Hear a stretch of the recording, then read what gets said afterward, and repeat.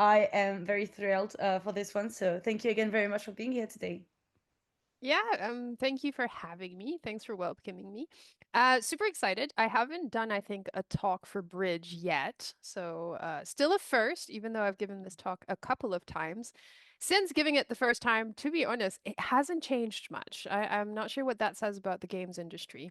Normally, this is actually a more 40 minutes to 60-minute talk, so we'll be squeezing it in 30 minutes. I've removed a couple of slides. The slides were more related to the general status of the games industry, just how many games come up year to year, I guess week to week by now, we're already in the couple of thousands, as well as how many developers are on Steam and what the success rates is. So there's a couple of like in between slides missing, but the core is going to be there. I'll try to squeeze this in 30 minutes, and then if you have questions, I hope you'll have questions or discussion points, or if you think I'm completely wrong, and you do it differently and are very successful, I would love to hear your story. So let's start very briefly with who on earth am I and why am I talking at you? Um, I forgot to change my title. I got promoted. So I'm actually the Senior Director of Developer Success at Xsolla. At the moment, I have over 15 years of experience in the games industry. My name is Manny. My actual name is Marianne. So if you see this floating around, it is I. Manny's my work name, let's call it. And I have experience in development, so business development operations, startup management. I was the chief operations officer for a studio called Threeks for over 10 years around, where we also made a daughter studio company. So I have some experience in managing shareholders, investors, and such things. And I have an indie studio on the side on top of my work at Xsolla. So I also have experience in being a creative designer, game designer, running an indie studio, pitching to publishers. I was the head of licensing for a while at an MMORPG publisher. So I also received pitches, which was really interesting. And a little bit of everything in between, on top of being, of course, a mom of three kids. Two of them are teenagers, so above the 15-year-olds. That's really interesting. And the last one is 4 years old. So that's also, you have everything, the whole spectrum of childhood in my household at the moment, actually. We're going to talk about five things that I think are the biggest killers of startups. So the first one being the bad game budget. Now, I would have examples for this, and I can, share a couple of spreadsheets and so on that I have with Olympe, and then she can share it with you. But for now, we'll just go through kind of the high level things. Budget is the killer of all good ideas. This is very, very true.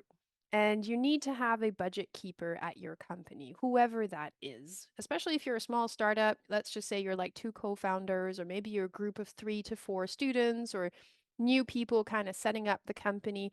One of you at least must become the budget holder. That can be the CEO, if you also have a CFO, sure. The producer can also do this role well enough, as long as the person has full transparency in terms of what's going on in the game and also what are the financial capabilities of the company as well. So being able to budget your game, you'll get better at it. The first times you do it are going to be probably a little bit difficult. You're not quite sure how much time, because in this case, I'm going to equate time to money very often in this talk, by the way. So if I mean money, I mean time. If I mean time, I mean money, because they're kind of the same thing, especially when you're crunching the numbers. If something takes you, for example, the estimated asset production, if something takes one day to make, you can easily transform this into a salary, right? Is it one day for a 3D modeler? How much are you paying this 3D modeler per day? How many assets do you need? You just do, okay, one day times 10 because you need 10 pretty 3D trees. That's your budget. Of course, you need to have a proper salary for everybody. This again only works if you have like this transparency. So the budget keeper usually tends to be one of the C-level suite or a senior product manager that has access to this type of information. You need to know how much you're going to be paying that 3D modeler or the programmer and so on, so that you know what your running costs are going to be when you're estimating. Of course, you don't want to forget about things such as taxes and social insurances. So we have made that mistake in the past where we were submitting for funds or making our budgets, and we kind of forgot that, of course, there's a lot of overhead, lots of extra costs that are coming. So that one day and the salary of the 3D modeler, there's a certain amount of money that that person will actually receive. That's not always matching what the company pays. Depending what country you're in, where you're paying this person, where the person is located, there's going to be a lot of like overhead costs that you need to put on top. And that's really, really important to remember that these exist, especially when you're making your budget. Then what I like to do, and it's built into all of our budgets, is the 30% buffer for the oh crap moments. The things that you cannot expect, the things you cannot plan for. I think in finance they also call it like the black swans, the unknown unknowns.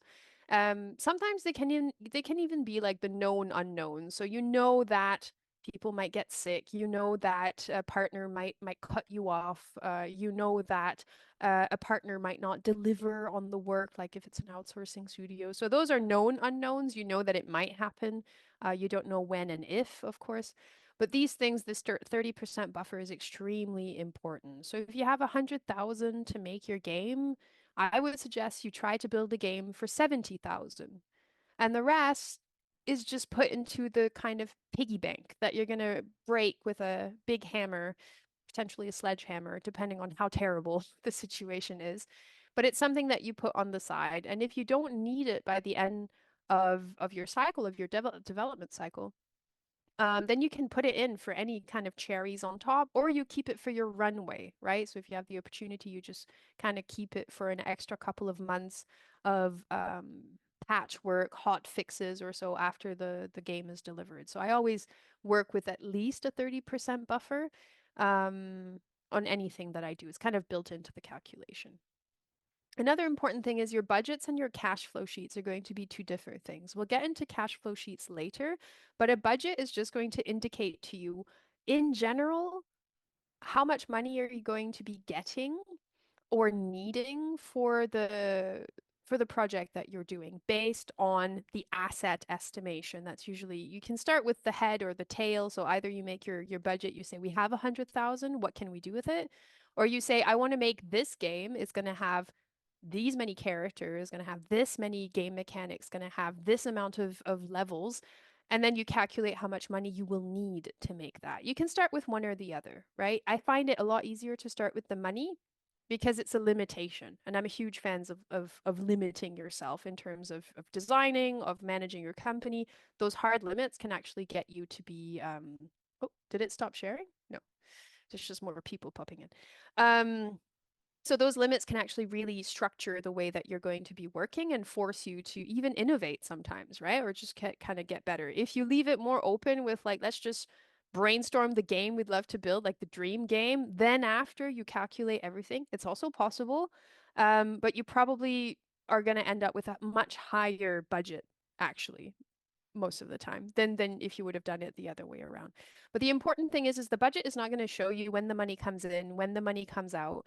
It doesn't show when do you need to pay your employees. Any kind of break between, if you have a publisher, for example, a milestone payment versus the deadline, like how many invoicing days, that's important for later. So the budget is really just how much money do we need in what gross period of time. So it might even expand. If you deliver the game in 12 months, your budget might actually cover 15 months, maybe a little bit more. And of course, keep 3 months of runway worth in your back pocket. That's a bit repeating the 30% buffer. If you can do both, great. I mean, really, honestly, the more squirrel you can go with this, the better. Just hide every penny you can. Anything that is not necessary, just stuff it for winter, just put it in for the hard times. Like put it away. You'll need it later. I can guarantee it. Um, but yeah, so bad budgets. You need somebody who looks at this budget very often at the company. It needs to exist. You can't just guesstimate this for very, very, very small project. And I'm talking about under 10,000, let's say, dollar projects. Sure, maybe you can kind of go like this and it's going to work out, but anything above this, you should really get in the habit of making um, a budget. It's good practice, and it's the only way to scale up because at some point, unless you won the lottery and you're a multimillionaire, maybe you can skip the step for a few years at least, and that's great. But if money is a topic, which I think for most indies it is, this is a way to really make sure you're on track, make sure that the project you're making is matching what your studio can afford or what your budget allows for. By the way, if you have questions, you can put them in the chat so you don't forget, and then we'll kind of go through them later. So I'll not watch, but I'll go through them later. So, cash flow mistakes. After you have your budget for your game, the next thing you're going to have to do is a cash flow sheet. Now, you might have seen like budget household sheets, stuff like that. We called it cash flow sheets. It basically just should be a representation as exact and precise as possible between what is in your bank account and what is in this sheet. Like it should basically match 1 to 1, more or less. You probably will always need to go back to the sheet, go back to the bank account to see if everything is matching. For example, a late invoice. Um, in your sheet, you might have said the invoice should have come yesterday. Then you're checking your bank account, you're seeing it's not happening. Um, then you'll have to go back to your sheet and kind of like adjust that sum of money, right? Or move the invoice to a few weeks or a few days later, depending on what's going on and why the invoice is late. So it's not going to always match 1 to 1, but it is someone's job. So again, it's either the CEO or the CFO. I mean, you'll need to have access to the company bank account. So I wouldn't trust this to anyone in the team, obviously. It's even more confidential than the budget. The budget you can give to a senior person. I think that's fair. They're allowed to know how much the employees are earning. I think that's fair. But the cash flow sheet is really, you need to have access to that bank account if you want to make this as effective as possible. So it's usually the job of the management person, either the CEO, the CFO. It can be the COO as well, but yeah, you don't want to give your bank account access to everybody, right? And the sheet should really represent your situation as a company. At what point in the month is the money coming in? We usually divide it each month into 2 blocks. You can divide it per day, but it's more like the more detail you go, the more micromanagement it takes. But knowing, for example, if you should expect to receive an invoice at the beginning of the month versus the end of the month can make a big difference in certain payments, for example, or if you're supposed to pay rent or software licenses or so at the beginning of the month versus at the end of the month might also change things. So it's very important to have a cash flow sheet. All of your expenses need to be in here. It can be as silly as you're buying water for the office. It can be as detailed as the electricity bill you're expected to pay, right? Everything, every software license, every electric bill, every hardware, your rent, your employee salaries, your own salary, and of course, any income. So anything that you get, which are potentially tax breaks or tax repayments for small companies, is a big thing in a lot of countries, or any income you're getting from the projects we're working on. So a publisher milestone, for example, could be something. And if it's guessing in terms of revenue for games that you have live, that's okay. A cash flow will also predict the future. That's really important. A lot of it are guesstimates that you're going to put in there. It should be accurate to the day that you know. So whatever day it is right now, you should try and check maybe once a week or so to make sure that it matches the account. But everything else, the nice thing is it predicts the future. You know by contract that you're going to get, I don't know, 50,000 bucks for the next invoice in 3 months. So you put that in there and you can play around with it, right? You'll know if you'll be able to hire somebody because you're getting this money. You'll know if you're able to pay back a loan repayment, for example, or if the money doesn't come, for example, sorry, a big cash flow meeting we've had a few times is like the emergency bell meeting because a partner calls you up and asks you, do you have 15 minutes? You always know the call is going to go really bad if they only ask for 15 minutes. only bad news can be given in 15 minutes, is my experience so far. And then they're like, yeah, we're gonna cancel. That's it. Bye. And then you sit down at your cash flow sheet, you delete the nice green numbers, and then you see, unfortunately, what next actions you might have to take with the studio. So we had the experience of having gone a team from like 5 people to 20 people, all the way back down to like 8, right? After one of these fantastic 15-minute call, which strongly recommend. We had a big bottle of champagne that day to try to recover from the shock. But it happens, and the cash flow sheet can really help make sure that and this is very important for founders. If this is your company, a proper cash flow sheet can prevent bankruptcy. At the end of the day, that's kind of the ultimate goal with it. Sure, you can learn to grow the company, you know how much money you might save up. You get a very, very good overview for your runway, how much money you have for how many months. But at the end of the day, what it really prevents is bankruptcy. If you run out of money, at what date does it happen, and what do you need to do in advance? Do you go get more projects? Do you get a bank loan, or do you fire people? There's lots of options, of course. Do you cut some of the other costs that you might have running, right? And this is the one place of truth, and it really needs to be kept updated on a regular basis, and somebody needs to own it. So, um, yeah, if you don't have it, please make one. Again, it's even if your company is really, really small, these are best practices, and they'll help you scale up on top of helping you just get used to the systems, right? You don't want to have to open something like this when you already have 20 employees and you notice that things are slowly but surely spiraling out of what you can keep in your head at once, because it will happen if the studio grows even to like just the mid-size level.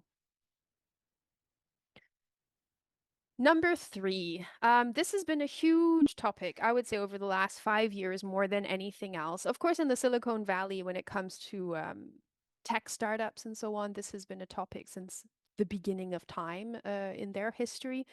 But for video games, it's something that isn't or wasn't done as often, neither from really the publisher side or the developer side. Let's just say marketing is something that is relatively new for us to kind of keep in mind.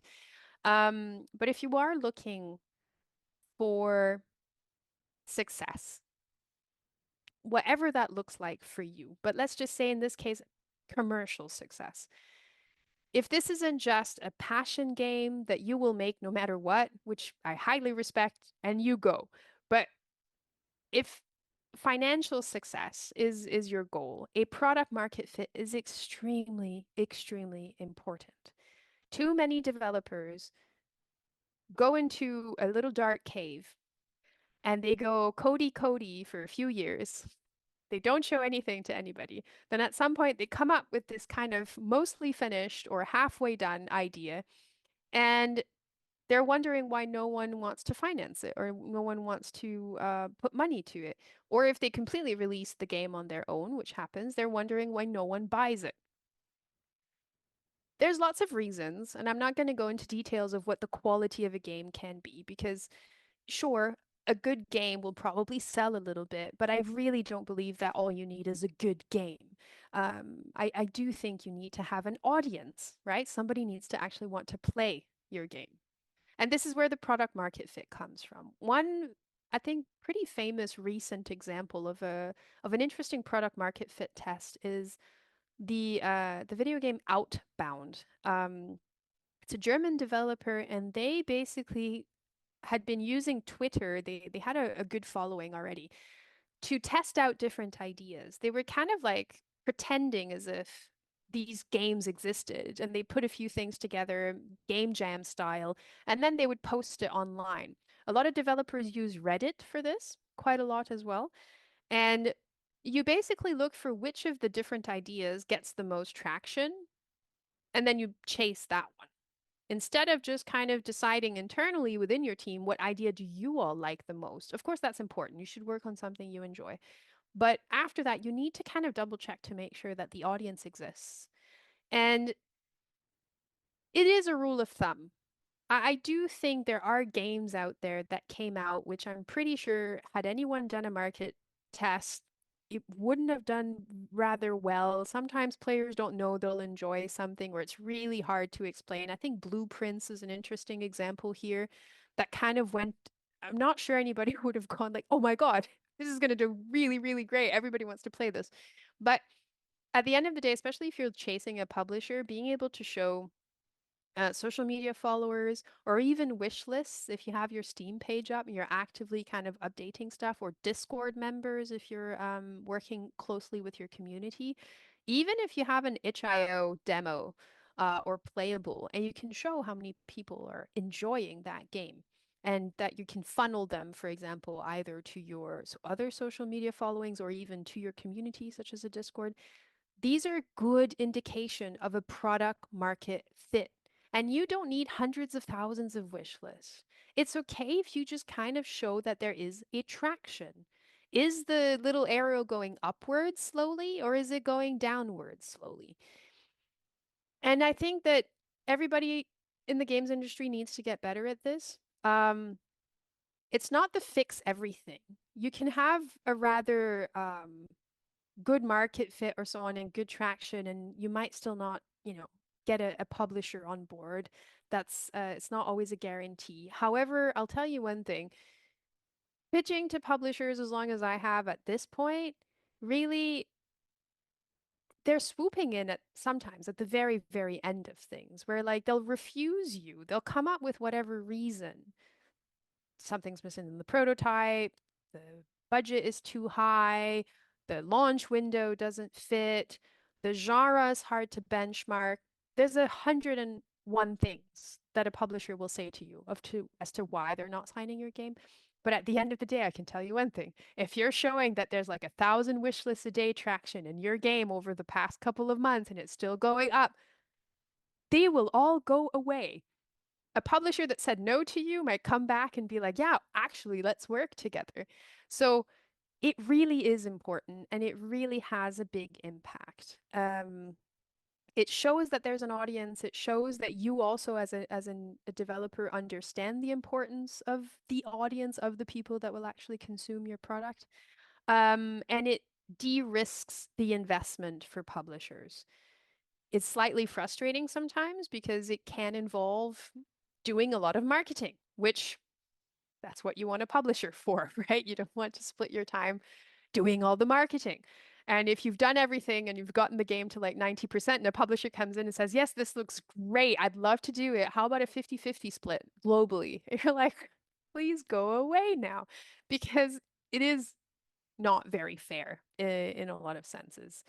Still, before you really just put your head down and pursue an idea, try a market fit, right? A couple of posts. There's lots of forums out there. It doesn't need to be as public as a huge Twitter thing. Um, you can, if you have like the Unreal Engine, for example, there's a couple of forums there for developers. Just see what the feedback is, and you can tell, if a post is resonating or not. That shouldn't be very hard to pick up on. And of course, for me personally, play your game from day one. You should try to have your entire team play testing the game regularly. We do it digitally once a week, every Tuesday evenings. We'll get together and all of us spend about half an hour kind of Discord call, hanging out and just playing the game.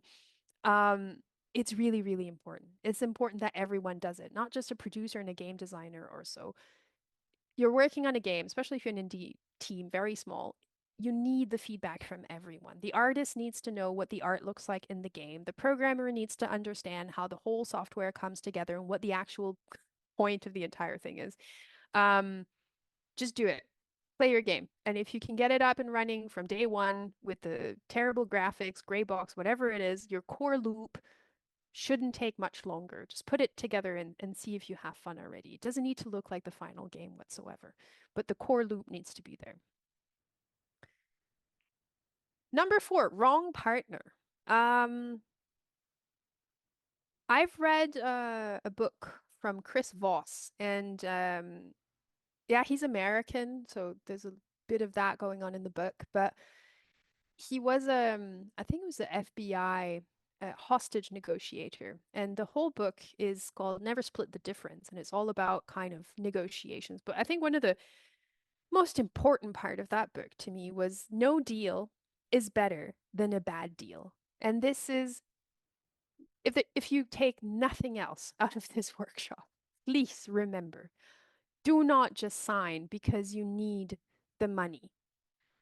Whatever contract, whatever partner, if it's a publisher, an investor, whatever is going on, and you say, okay, but the company will go down if I don't do this. The company going down might be the least of your worries, depending on what is in that contract. Or the company going down now might be better than the company going down in 5 years, which might be the bridge with the money that you're signing, because after 5 years, whatever is in that contract might come back to haunt you. So it's really, really important, no matter how desperate you get, never sign out of desperation. Never sign because you think I have no other option. And certainly never sign a contract that you haven't read thoroughly multiple times and have checked with a lawyer. Um, and your network, right? If you have somebody in your network, people that you know, mentors or so that can help you kind of take this contract apart. Because sometimes a lawyer will say, okay, yeah, sure, the legal side of things is one thing, but they might not have the experience to guide you on the commercial terms of that contract, right? That's where you need somebody who has more experience in the games industry and handling these kinds of agreements. So if you do look for a lawyer, try to look for one that has experience in the games industry, obviously, beyond just the IP law experience, which there's lots of lawyers that do that, of course.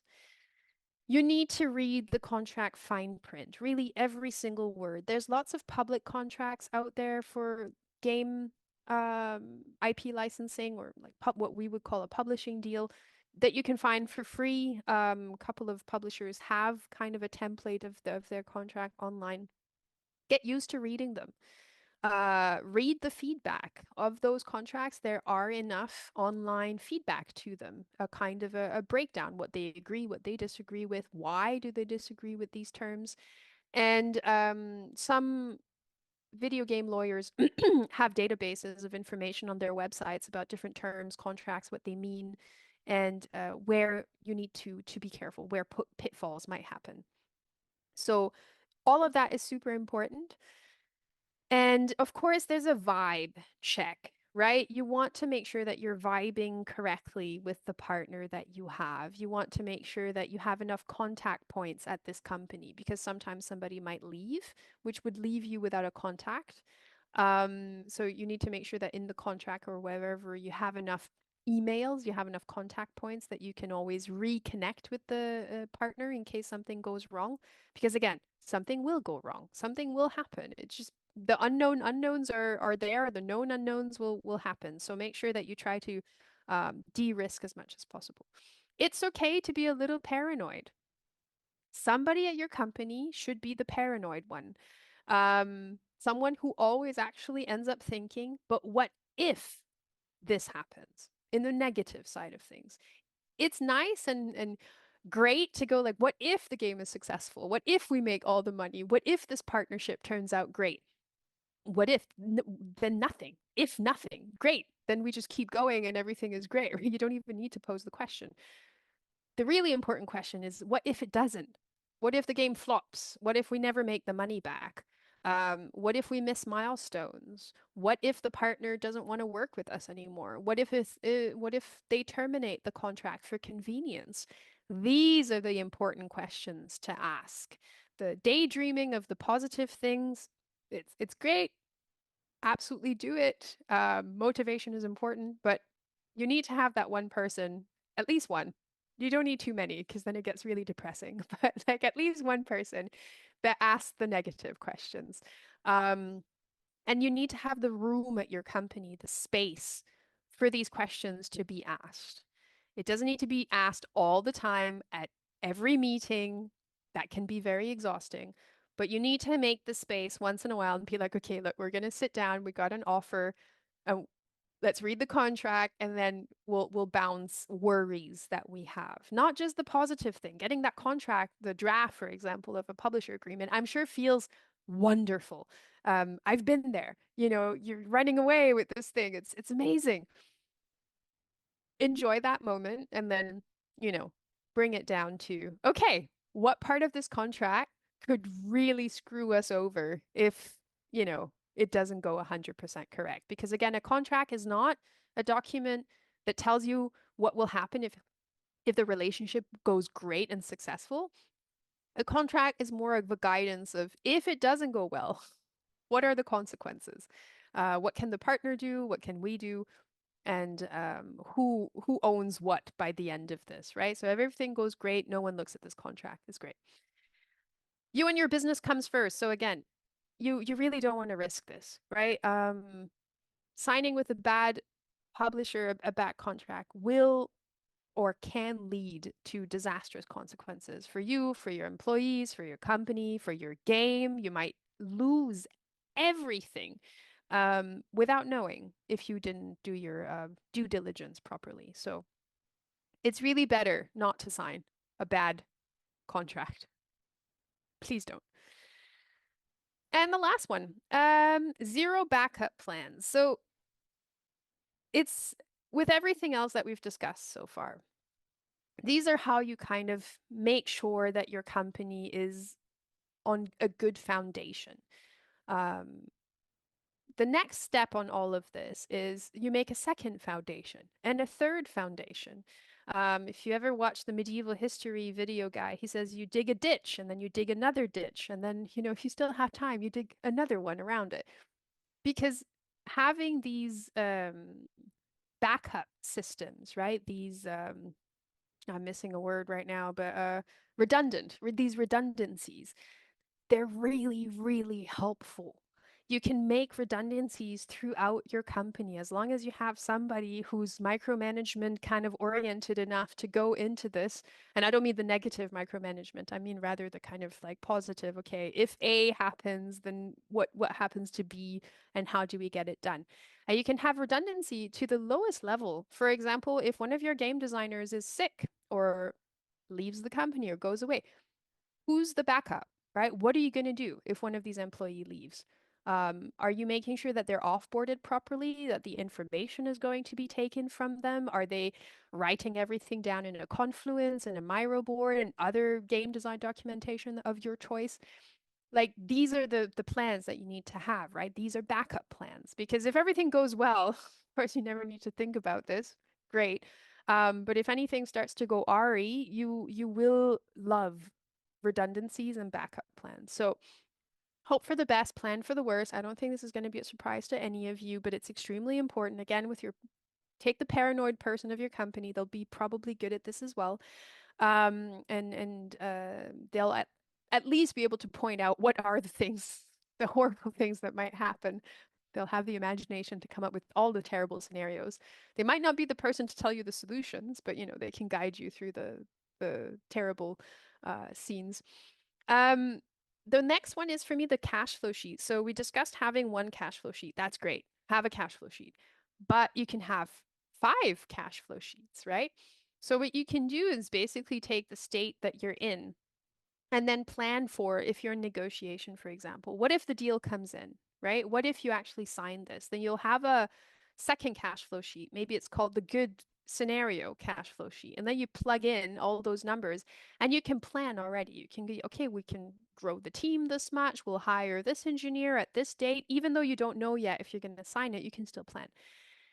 The other version of this is, of course, have the oh crap, version 1 cash flow tab. And then you can have all of these tabs at the bottom and you can click on them. So what if the contract suddenly stops? What if it doesn't come in? What if the invoices are super late? What if the game doesn't make its money back? And then you can already kind of look at them and make the plans. Okay, well, if this happens, we'll have to get rid of X amounts of people. We'll have to shut the lights off. There's lots of different levels, of course, that you can go through. Or you'll know in advance, for example, okay, we have 6 months of runway.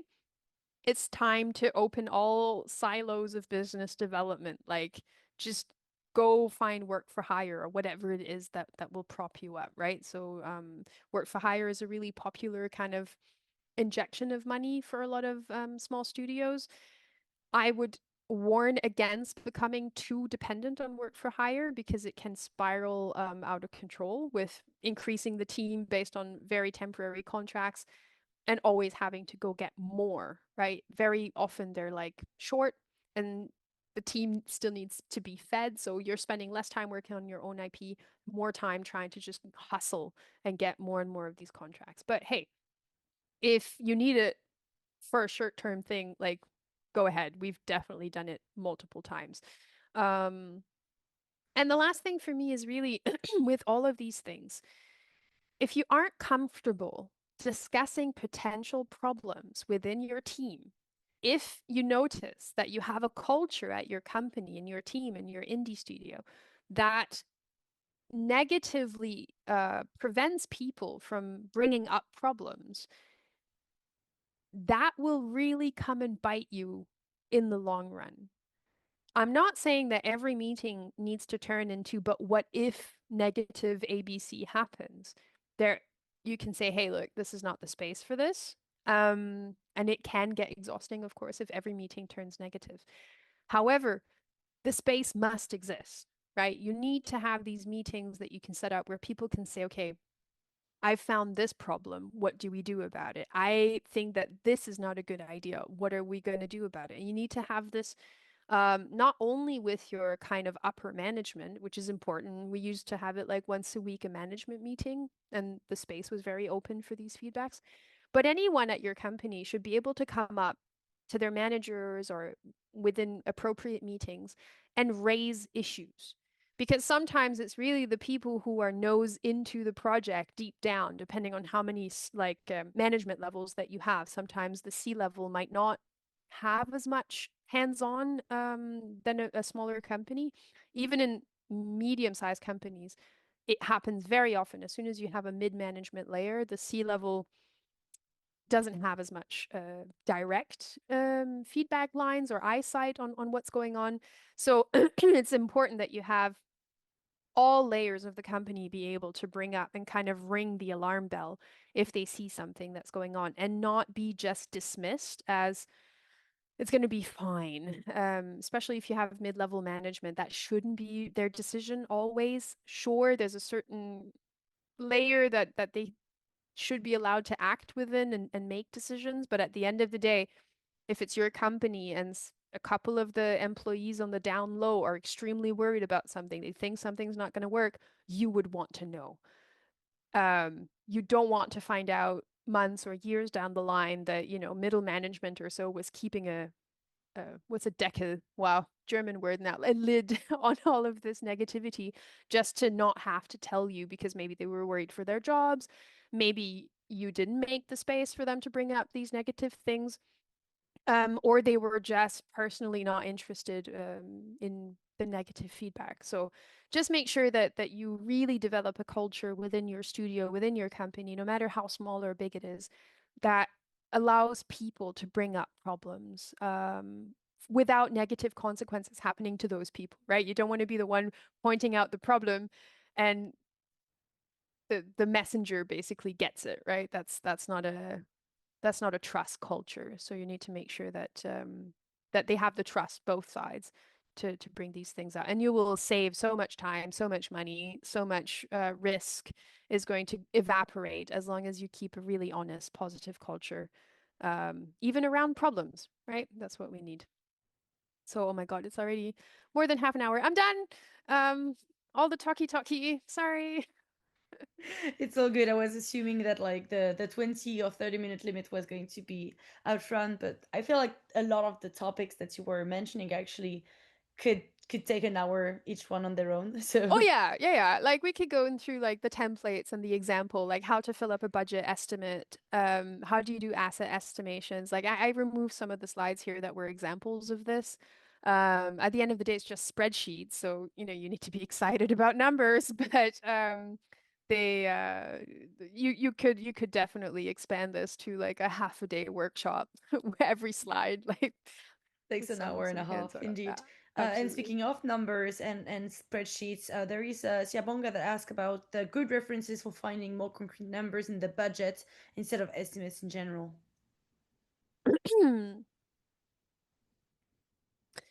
Um, maybe I should just show the other slides. Just a The sec. longer Let one. me, yeah, yeah. Wait, I'm gonna have to stop sharing my screen just a sec. Uh, If I find out how. Wow, there it is. Having many monitors causes issues because I think the other sheet should be able to show it properly, or even the spreadsheet itself. Give me a second. Um, No because I worries. have one. In the meantime, if there is other question, feel free to put them in chat and we can review after this one. Okay. So we'll start with this one. I'll share that. Hello? There we go. Yep.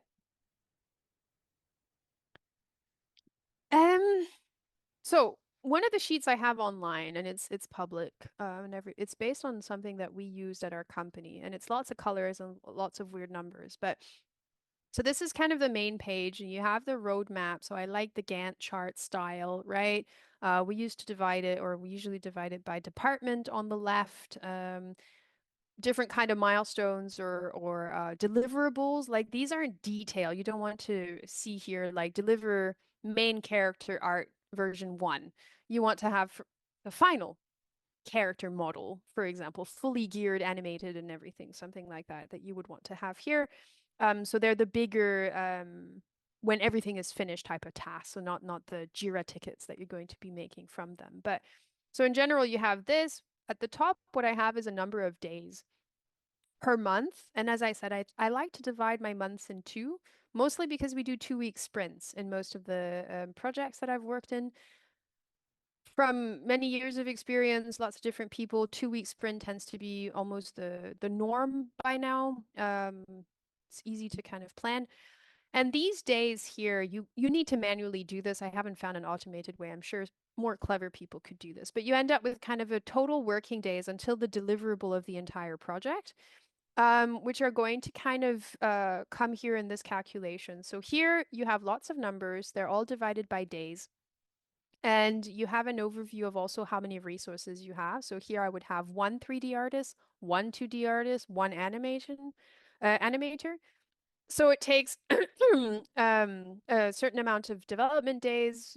So 13 if I have one, right? If I have like 0.5, it would go down to 26 dev days in the sense I have one less resource. If I have more resources, it takes less days because I have more people actually working on the same thing. So I have all of these calculations here, and it shows you how many days are left. Versus how many you need. So if this was like 56, if I put it here, then you only have like 7 days for completion. At some point, it goes into the negative. Now, all the tabs that are here also plug in. And these are tabs you can rename this as whatever you want. But for example, if your game has characters, environment, meta game, then I have all of these different elements that you might need to create something such as a character. You don't need all of them all the time, but if you make characters, you'll usually need 2D concept art, 3D art, maybe some animation, rigging, potentially VFX and audio, depending on what the character is, code for the character model, and so on and so forth, right? So you have all of these things, and then you estimate them. How many do you need? You don't need to go into detail. And in the beginning, yes, it will all be estimates. Unless you've been doing this for 30 years and you're basically working with the exact same people and the exact same pipelines, and you're basically making the 20th sequel to the exact same game, every production will change. So in the beginning, it will all be estimates, and that's fine. So you do your damnedest best to just kind of work with your team. So usually you work with the lead artist, the lead coder, so on and so forth, so that they help you find as accurate estimates as possible. After that, if you're the producer, and this is really the job of the producer or the leads of the each of the departments, you will basically make a task for this person. And this is where it's, I think it used to be a big argument. By now, I'm not sure, but time tracking. It's not about micromanagement in the sense you want to know what your team is doing every minute of every single day. But if you give the main character V1 task to your 3D modeler after the concept artist has done it, right? And you ask them, you need how long does it take you? How long did it take to make this character? It's extremely important that they give you as accurate an answer as possible. Then what you do with this answer is you can plug it in instead, right? If it was less, then you're like, okay, then the other models might take less time. If it was more, then you say, okay, the other models might take more time. So you base yourself on actual work. Um, very often the first model or the first ticket of any kind where there will be repetition takes longer. It can be because the work is new, the pipeline is new. So I would always kind of wait for the second one to more or less get an accurate number because the first one might always be sometimes even twice as long. It really depends on what the work is, and very often the developers will find a workaround, something that goes faster. So they'll let you know, like, yeah, but the second one's going to take half the time. You're like, great. So then you plug the numbers in. So you'll have 5 characters. Let's say you found out that actually it only takes them 3 days. So you're just going to put the characters there. It's going to be one per character. The character names, for example, you can do later, right? So you know you have 7 characters afterwards. If you learn what their name is or a more accurate naming convention for your thing, then you just bring it there. And it all just comes up here at the 3D art character element. So now you're at 29 hours or almost 30 hours of work. And you can tell if you then need to bring up another 3D modeler on board or not. So it's just practice. It's just practice, practice, practice. And then if anybody notices the math doesn't check out, so this is 23, but here I have more. It's because 30% is added on top of everything. So whatever number I put here, my calculation puts another 30% on top, and now I'm okay with that. Um, yeah, I don't know. Maybe this was too detailed, but this is what it looks like, and hopefully helps as well. Yeah, no, I think the details are like very valid, and so like this is very interesting. Actually, again, we could talk about this for hours, but this spreadsheet is very useful. Actually, I saw that you mentioned it was public. Is it Oh possible? yeah, There's I a can chance that share we it could here. Just a sec. definitely. That'd be wonderful. Yeah, this is one you can just make a copy, and then this is an example of a budget one. It has all a bunch of German stuff in there. I never cleaned it up to put it in English. Don't be scared. You just need to kind of make a copy, all the calculations of there. So the budget are really um, more of this, it's called cash flow. It's budget cash flow. At the end of the day, it's your cash flow from like day one until you expire, which, by the way, you should do. Your cash flow sheet, you should expand those right cells, right? You should drag it out until you hit negative. Um, of course, if you have a recurring revenue that you're trusting, that might never happen. But like if you don't, just keep pulling it until you see like this is the break point. This is where we run out of money, right? That's when the runway ends.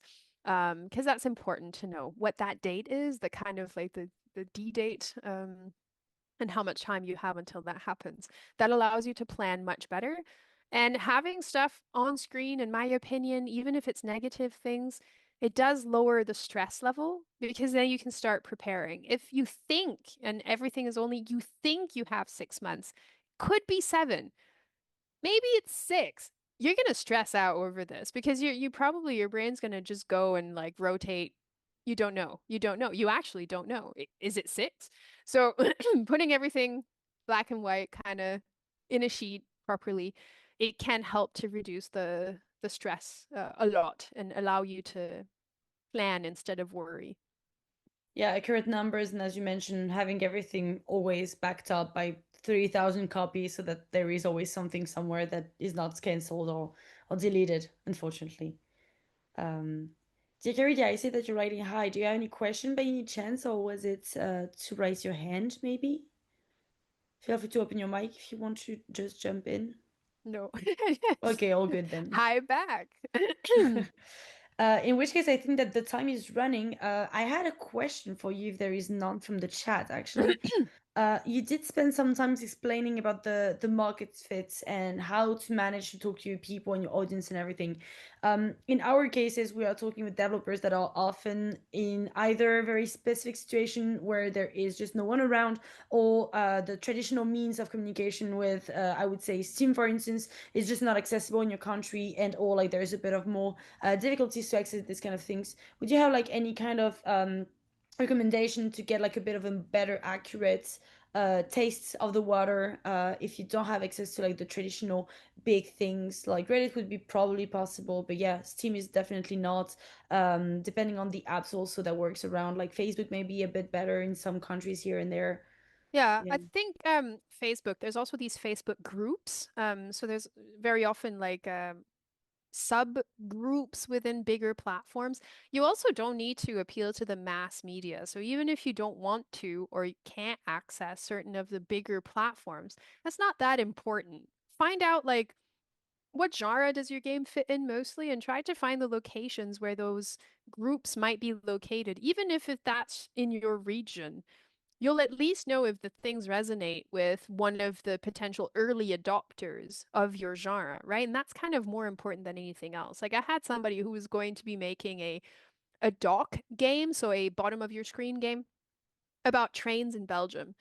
And he posted it in various Reddit subreddits, and one of them was subreddit Belgium, and they loved it, right? They got a game about Belgium and trains. Like wonderful. Exciting. And that's already a bit of a market fit, right? You know a couple of things. You know that it resonates with a potential core audience, early adopter audience. You know that it's a very limited audience because the specificity of Belgium is not going to allow you to have a huge audience. So that means the budget of the game should remain small if you're going to pursue it. So these are the kind of directions that I would say you can go into. That and again, itch.io is a really good place. If you have a little game jam prototype and you can access itch.io or a similar kind of demo testing platform, web taste testing platform, just put it out there. You can give it a different name. Um, it really doesn't need to be super complicated. It's a good place for people if you do a weekend game jam based on your idea to just kind of test the waters if people like the concept or not. Um, so that's what I would recommend. If there's, of course, local events that you can go and exhibit an early version of the game, why not? You'll at least know if people find it appealing. It's sometimes harder depending on the event that they even come to your booth and play, but it's might be a good way to test the appeal, right? You have less control over who comes at your booth, but if a lot of people are coming because of how the booth looks or what the imagery might be, that's already a good sign. That means that something is actually attracting people to come and play your game. So there are lots of different options, I think. And it's more about what genre are you trying to explore? You need to know that. That's really important. And it shouldn't be 10 genres. There should be a core genre. One, not 10, not three, not five. There's really the one. And then you might have two adjacent ones to this, right? That kind of like piggybacks on it. But you should really know what the core that you're looking for. And then find out what those people do on a day-to-day basis. Where do they hang out? And then just go there and be like, do you like this? And that can be physically, it can be digitally. And there's lots of different ways to try that out, I think. Thank you so much. That sounds actually a very doable version of this, so that will help. I see that the AI already kicking us out, but oh, Nice. Security has a question. Is it good that what you're saying to apply to a game to which you put a lot of money? Is it good Yeah, what you apply, say to yeah. apply to what you put? Well, the more money you put on a game, uh, the bigger the risk, right? Especially if you don't know if people are going to like it or not. You don't want to end up at the other end of 5 years development and a few million invested. I'm not going to name any names here, but there's a couple of triple, or should we say quadruple A games that have experienced this recently, and then they launched and they flopped. And I'm sure they all scratched their heads going, gee, I wonder what happened. It's like, yeah, I wonder too, but I don't think they did proper testing and market fit. I'll dare say that there was some issues there with the expectation that they were giving the players, because of course they were doing marketing, so expectations were being built versus the reality of what happened when they tested this game. And that's also very, very important. If you're going to do your own marketing, if you're going to say things online, make sure that whatever you're saying or showing is 100% in line with how your game actually is or how it will be. Another example was We Happy Few. I think this was 8 years, if Yeah. not 10 years ago by now. They had this grand trailer. It was fantastic. This trailer blew up. Like people were like, it's going to be the most interesting, weirdest narrative experience. And it wasn't a narrative game. It was basically no narrative. It was some sort of like roguelike exploration game in the beginning. Then they actually had to pivot to like add all of the features that the trailer hinted at. The trailer was just so good. It gave the game a life that unfortunately didn't exist in the original design. So definitely be careful. Whatever you put out there that your game can be or will be, you need to deliver on that promise because that's even worse, to be honest. Bad marketing in the sense that you're promising things you will not deliver on, that is so much worse than no marketing, because you have the chances of being like Reddit bombed or a Steam bombed, review bombed. Your studio can go down in infamous history online. Like you don't get away from that. So yeah, definitely don't promise things you don't deliver. 100%. Okay, I don't see any other questions, and I see that the time is running. Um, so I think we're going to call it a day. But maybe, Manny, before we leave, I know that like there are going to be probably a lot of questions that are coming back to me after a few hours and or days when they finally soaked in all the information that you shared. Could they contact you in any ways if they want to deep dive the conversation or just like exchange fear and doubts and and struggles? Absolutely, no problem at all. Happy to connect on LinkedIn, and then building your network is one of the most crucial things to be successful at anything in life. So, especially in the games industry. And if you have speakers, mentors, whatever, always just add them on LinkedIn. Like they're connected to so many other people. There's just no losing side of things, to be honest. If you have LinkedIn, of course, but in the games industry, it's a good tool to use. In which case, also, I will happily share her contacts if you like just ask me at some point. But that I think that's it for today. That's already quite a lot. Thank you so much again for this presentation. I hope that they're not gonna go to bed with the sweat of the different Excel sheets and the numbers that you shared with us today. And thank you again so much for this.